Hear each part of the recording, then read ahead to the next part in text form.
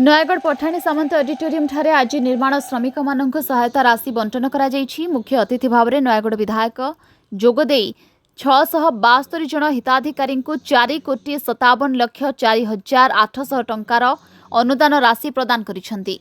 आज रही कार्यक्रम में जिला परिषद अध्यक्ष इंजीनियर देवाशीष पट्टनायक, नयागढ़ पौराध्यक्षा निरुपमा खट्टेई समेत श्रम कार्यालय अधिकारी माने उपस्थित थिले। एही अवसर में डॉक्टर साहू निर्माण श्रमिक मानकर उन्नति पाई मुख्यमंत्री नवीन पट्टनायक विभिन्न योजना प्रणयन करिसेंति।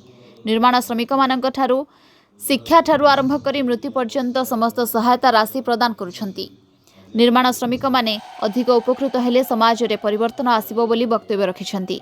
सबु स्तरर जनसाधारण विभिन्न योजना रे किपरि अधिक उपकृत हेबे सेथि निमंते मुख्यमंत्री नवीन पट्टनायक प्रयास जारी रखिछंती।